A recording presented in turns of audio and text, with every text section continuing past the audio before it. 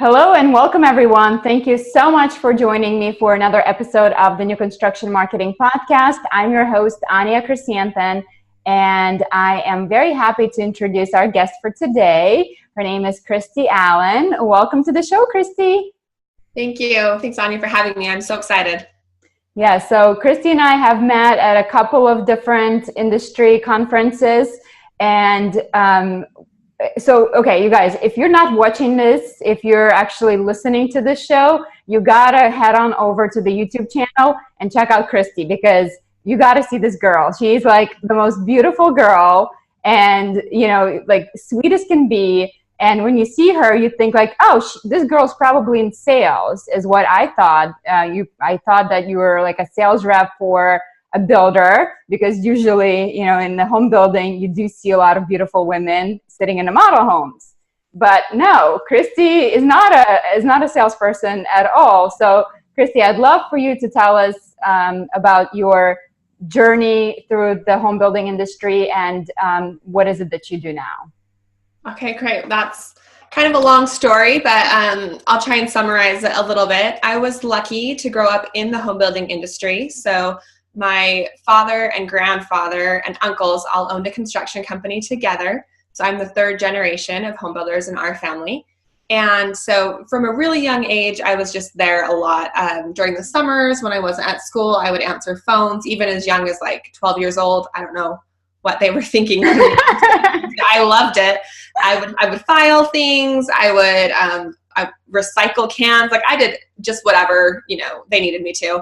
As I grew up and was a little older, I was able to redline plans while I was in high school, which I loved. And as soon as I turned 18, I got my real estate license. So I was in the model homes. Mm-hmm. And I was lucky enough to work with Bob Schultz when I first got my license. He's a friend of my dad, and he invited me out to his boot camp in Florida. And I was so excited to be there. I was in college at the time as well, so I was like really in that learning mode. Mm-hmm. And front row with my notebook, taking as many notes as I could, and I learned so much. And thanks to him, I was able to be really successful in sales. I did that all the way through college. Mm-hmm. And then, my career took a little bit of a turn. I was actually at IBS, and I heard Jane Marr speaking. And I don't know if you've had her on your podcast. I don't think so. Got to have her. She's fantastic. Okay. So she is the queen of everything design studio.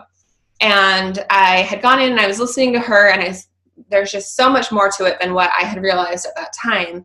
Mm-hmm. And just, I'd say like a month or two after that, the person who was running the design studio for MacArthur Homes, my family's company, they left.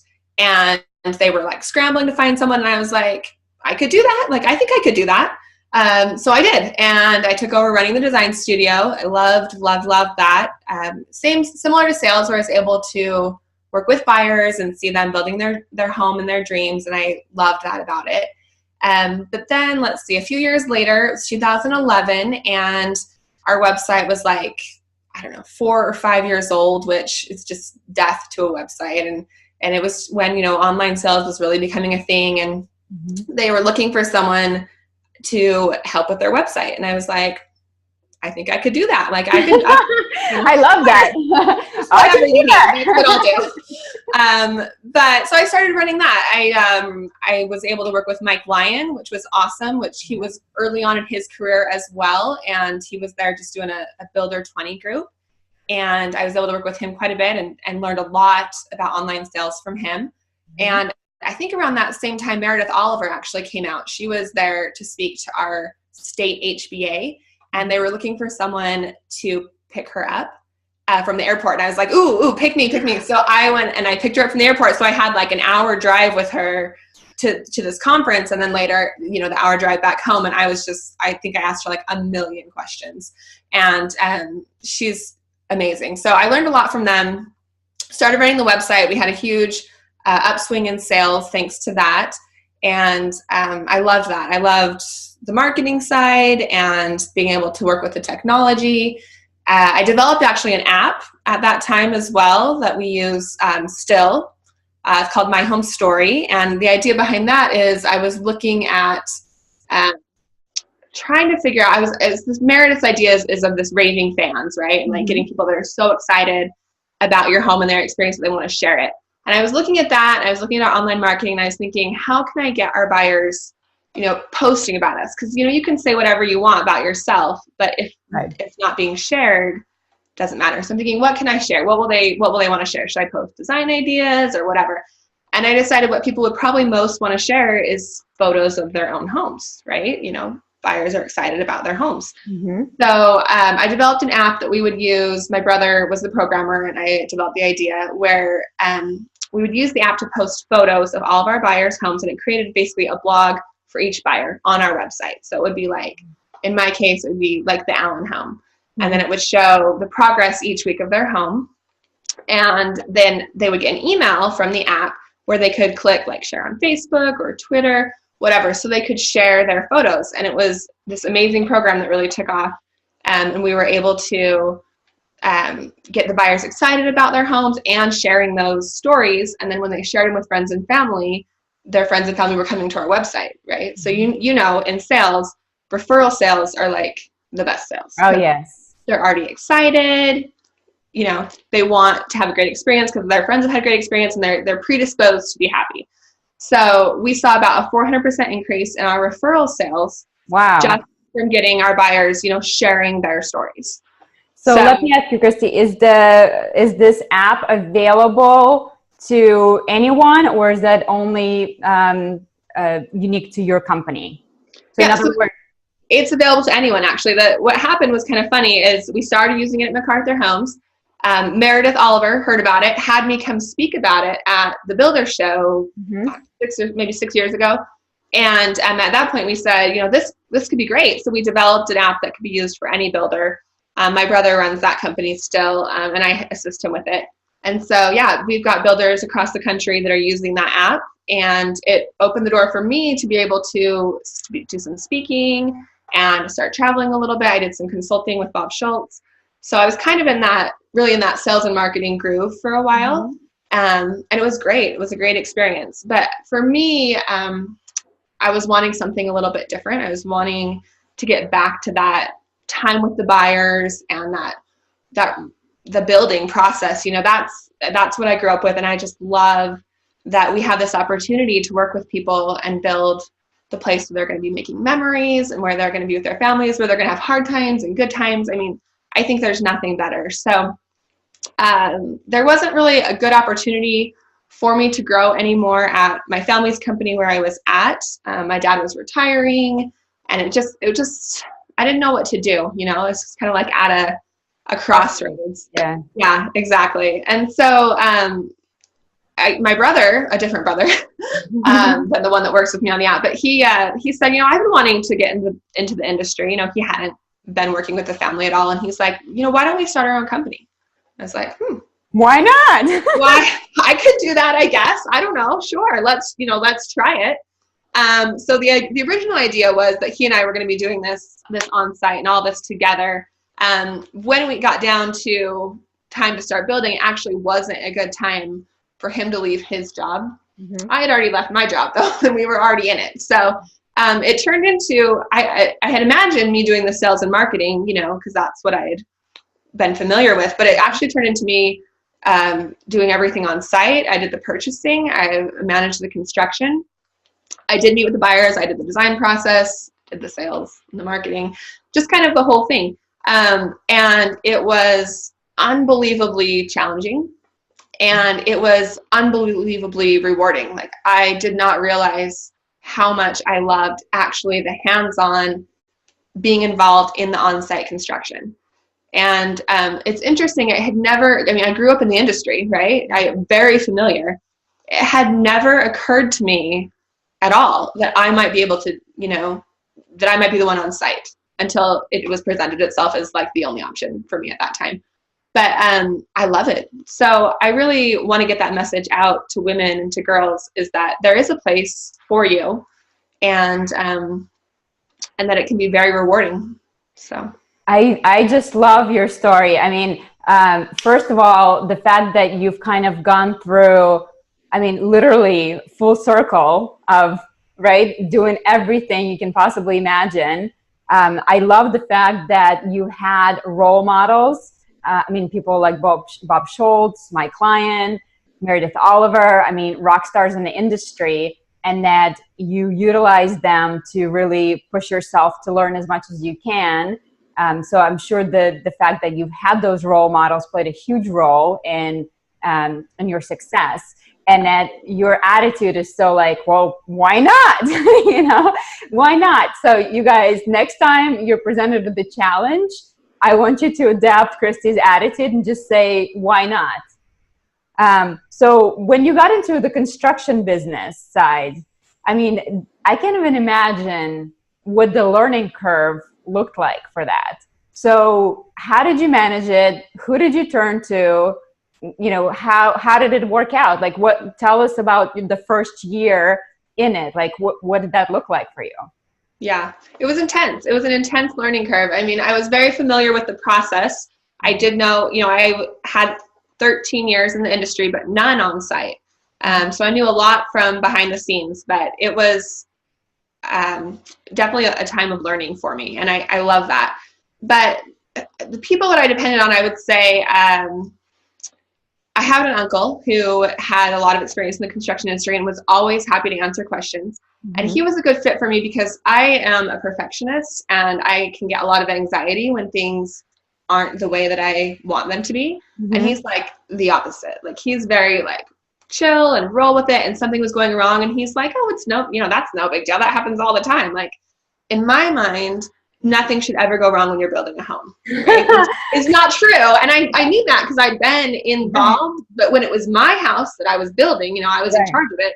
I thought, if I make a mistake, then I'm not fit for this business. Like, I guess because I had so much limited on-site experience, I was very sensitive to the idea that maybe I couldn't do it. Like, if I made a mistake, that would be proving like I shouldn't be there. Right. But that's not true at all, because I found, and thanks to my uncle who would always tell me stories of all the terrible mistakes that he's made and other builders. But I found that that's what you expect. And it's not really about making mistakes. It's about how do you handle the mistake. And I realized that I could make the choice to be the builder that if I made a mistake, I was going to do whatever it takes to make it right. And, or if someone else, you know, on site made a mistake, that I was going to make sure that we were taking care of it and making it right. And so that was a big lesson for me to learn. And I still sometimes have anxiety at night when things go wrong. But, you know, the amazing thing is you can fix anything, right? I mean, sometimes the second house that I built, I followed some advice from this uncle who's very like, you know, whatever, everything's fine. And what happened was I ended up having to rent a concrete saw myself. And I had to cut out about 30 lineal feet of concrete so that we could redo the sub-rough plumbing because there had been a mistake. And that was, I mean, hard. That was hard. It was physically hard, but it was emotionally hard to be like, this is a big mistake that we have to fix. And it was, but you know what? I fixed it, right? I mean, we did the work and we fixed it, and the house was great and there was no problem. So it's really not, I mean, it's how you deal with the mistakes. Yes, I absolutely agree with you. And I think the thing is with mistakes, like, we all make mistakes, but how you come out of it, right? So a lot of people, when they make a mistake, you're almost like you want to crawl into a bowl, and like you almost want to like punish yourself for it. And like you're reliving it.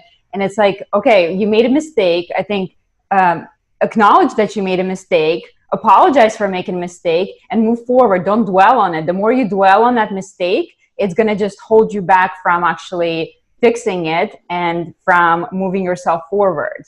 So just don't. I promise I will never make that same mistake again. I was going to say. I really learn from the mistakes big time. So, I mean, I've learned so much. And the other nice thing is I feel like the first few houses I built were spec homes because I just wanted to really get my feet under me and figure things out. But now that I've been working with buyers, and I tell them up front, you know, very forward with them, and say there are going to be things that are going to happen that are going to, you know, there's going to be mistakes, or there's going to be problems, or things that are different than what we expect. But I promise I'm going to take care of you, and I'm going to make sure that things get built right. And so, you know, I had a buyer who was a little bit difficult at first, you know, very high strung. And I'm sure you've worked with people like that. Never. You know, it's not like anyone's emotional about their home building, right? No, it's only the biggest decision ever. But he was he would like panic when he saw something that he thought was wrong, even if it wasn't wrong. And he'd call me and he'd be like, we have to stop framing right now because this is wrong. And I'm like, whoa, don't tell my framers to go home, please. Like, I'm on my way. We'll take care of it.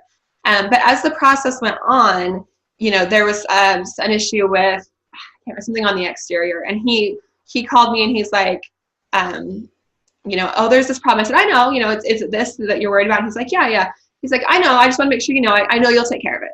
So he realized eventually that he didn't have to panic about things and that he knew that I would take care of him. So I thought that was a nice compliment.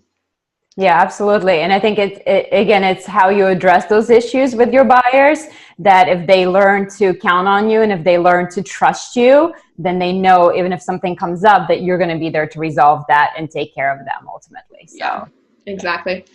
The other people that I found I could really depend on to learn during the construction process were actually my trade partners. So all of our subcontractors.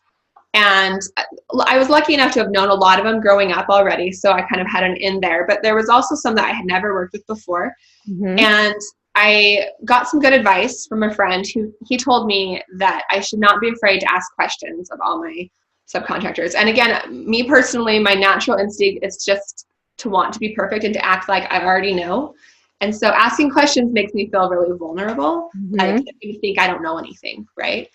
But I thankfully took his advice and I found out that if I was willing to ask a lot of questions, that they were so happy to share their knowledge with me. And I feel like they respected me more mm-hmm. when I was willing to show them, like, this is what I know, but this is what I don't know. Help me learn more.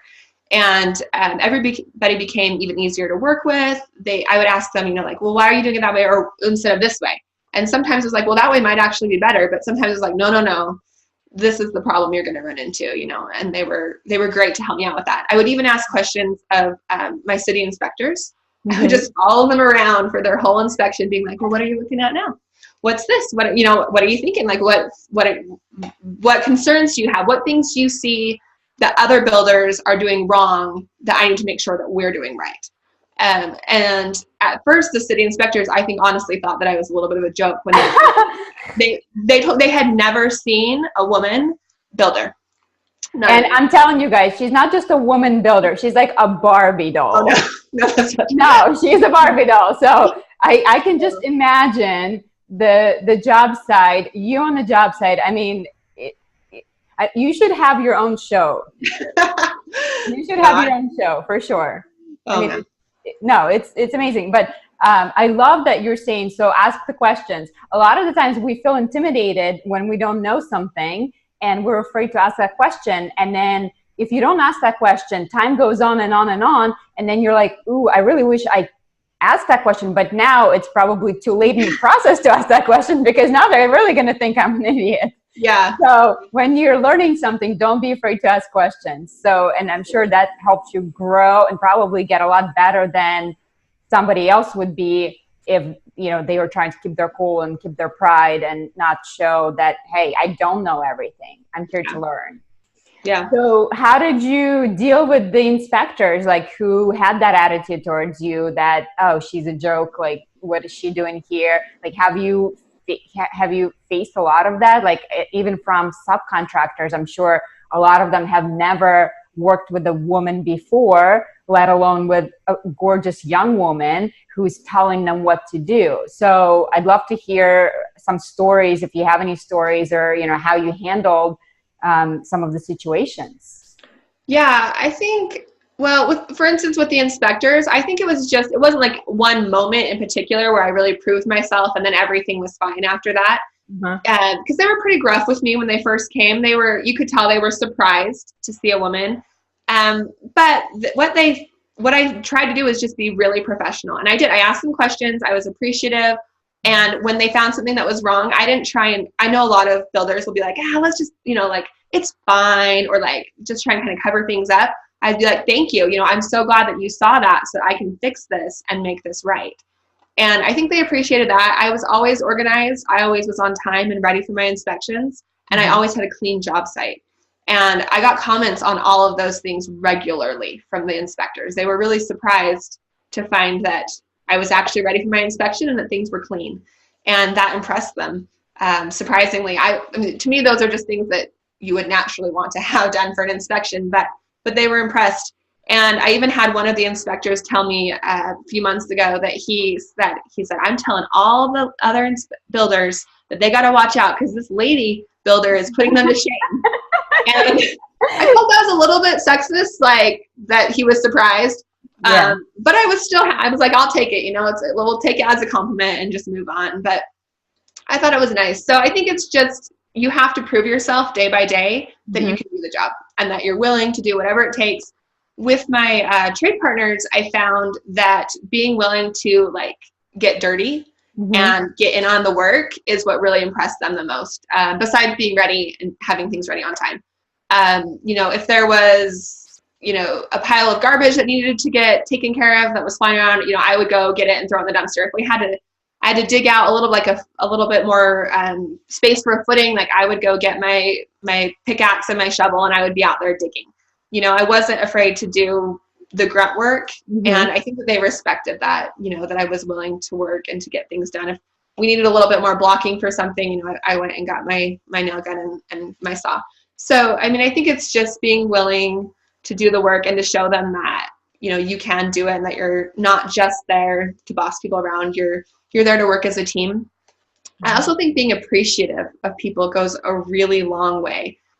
I always try and make a point of saying to people, that brickwork, that looks so great. Thank you so much for doing that so well. Or, you guys are always on time. And I really appreciate that you're always on time for your jobs. So I think just taking the time to make people feel noticed and appreciated is something that maybe doesn't always get done in the construction industry, and something that I could do that was a little bit different. I also learned a cool thing from my dad. He would always write thank you notes. Once a week on Mondays, he would write thank you notes to several people just in his life. It could be anyone. It could be work. It could be personal, whatever. And because of that, I started a habit of writing thank you notes. Usually I would do it when I would send checks. So I would send the check along with a thank you note that just said one thing that I appreciated about them on that job, or one person that stood out to me. Tyler did a really great job on that tile work. So, things like that I think helps. And I didn't have to be the same as the men builders who are out there running their companies, but I could do something different that would help me to be respected with my trade partners. Yeah, so I think you guys, we can take so many lessons from this. So even if you're not in this role where it's, traditionally kind of a male role and you're trying to prove yourself, a lot of the times when you're new at something and you're stepping into this role and you're trying to prove yourself, I think you can all apply the same type of principles that Kristi's talking about here. So it's kind of like going above and beyond of what's expected from you, in order to show people that you're serious, that you're professional, and that you are willing to do anything to succeed at your new role. So whether it's sales or anything else, you can definitely apply those same principles, same lessons that Kristi's talking about here. And I love the thank you note idea, to make your trade partners and it's like, sounds like it was very genuine in a way that was like, you pointed out specifically what you liked about that particular person or that crew that made it special. I bet you, beyond your dad, like it's very rare to find somebody doing that in the industry. And, you brought up an interesting point that the inspector, made that comment to you about, the other builders need to look out. But it's true, as sexist as this whole conversation is, I think it is sad that we're even having this conversation, that it's like, look, like this like anomaly almost, you know what I mean? That we're not in a place where it's kind of like, oh, well, look at Kristi and she's a builder, no big deal. So I hope that one day in the near future, we get to the point where you're not an anomaly, where it's normal and little girls growing up are not thinking like, oh, wow, that is a man's job or it's a man's world. I can do that. And having the same attitude as you, like, why not? Hopefully opens up a lot of those doors. And you have young kids growing up right now, right? So how are you raising them? What do they think about what mommy does? Oh, yeah, absolutely. I like I said, it never occurred to me because I didn't see any women in my family's home building company that were in that construction role. And so it just didn't occur to me. No one was holding me back. No one told me I couldn't do it. Mm-hmm. It's just when you don't see another woman in that role, it's harder to imagine yourself in it, right? Yes. So I do love that I've been able to be that example for my kids. And in fact, my youngest, she's in school full-time now, but last year she wasn't. So she would come on site with me a lot. She'd come with me to inspections. She'd hang out with me. And she asked me one day, she said, Mom, when will I be old enough for you to teach me to build houses? And I was like, oh.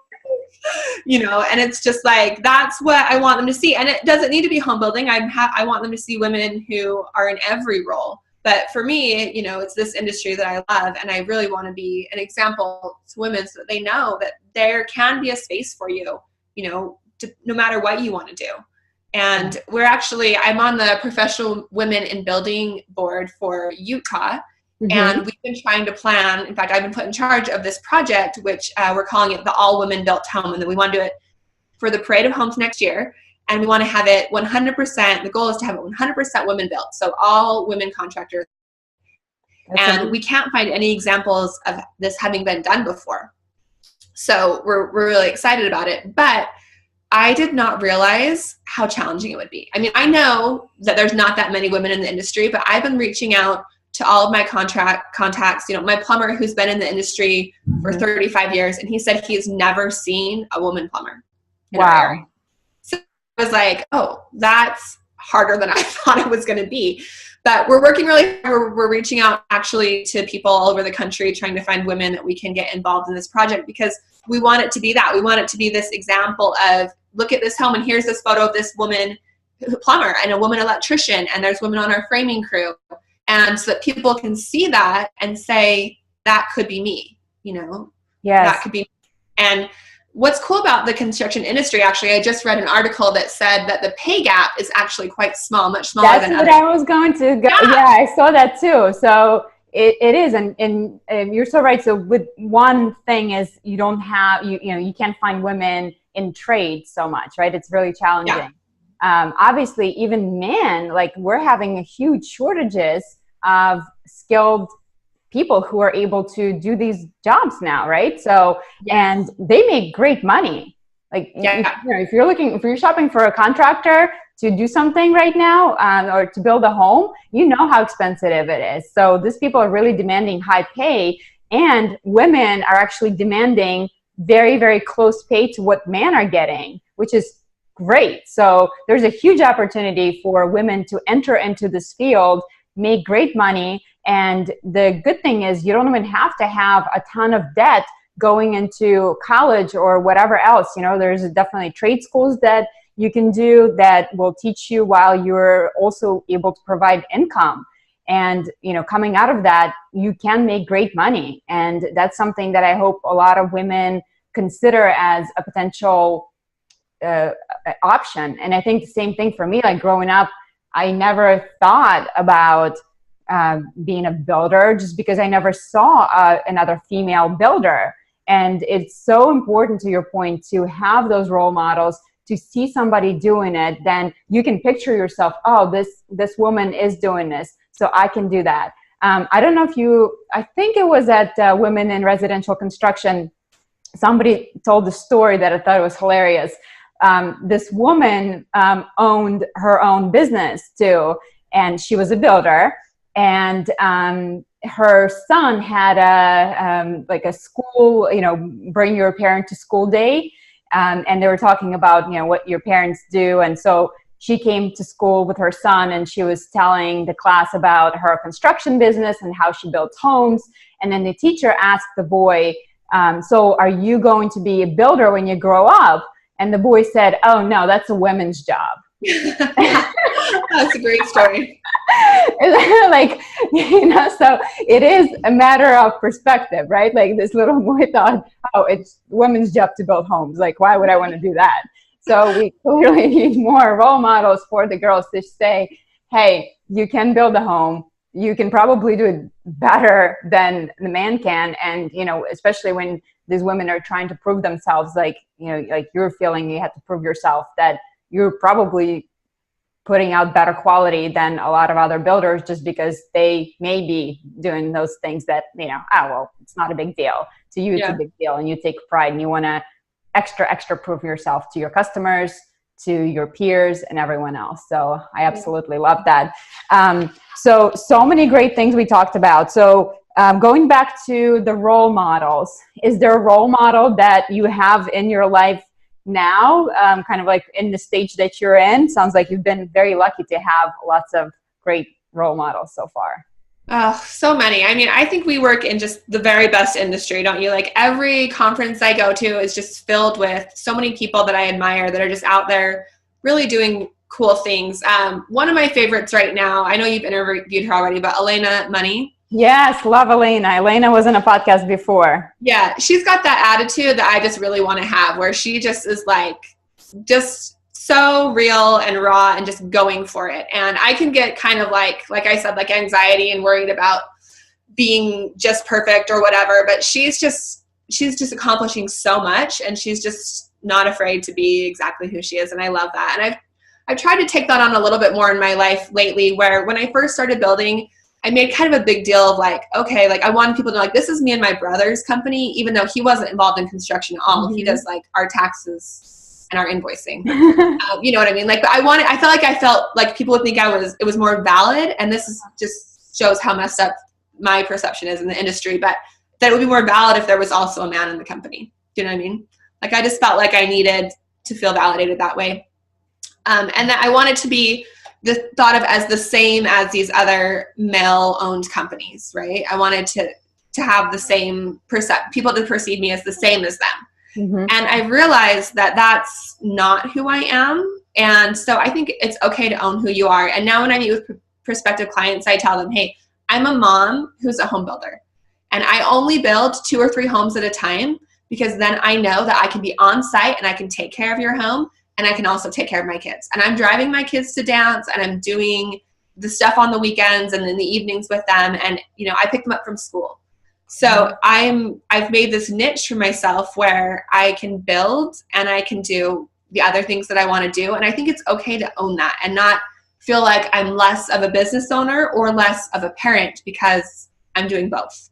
You know what I mean? I think it's actually the opposite. I bet you're attracting more people who are your ideal customer, because you're saying, this is what I'm about. I'm going to be transparent with you. It's kind of like, take it or leave it. So you know right away that people that you're attracting, they're probably like, wow, I want to work with her because of who she is. Yeah. So, but I think there's a lot of advantages to working with a woman. You know, I am very detail oriented. And I use my home in a similar way to, you know, women are making most of the purchasing decisions. Mm-hmm. And I'm using my home similar to the way most of them are. Like, I'm thinking about, how is your family going to be living in this home? And how are you going to be enjoying this home? And I know that it's important. And so I want to make it right. Do you know what I mean? Yes. Amen to that. And it's like, you know, they need a female to design the bathrooms in all the places, right? Because it's like, come on.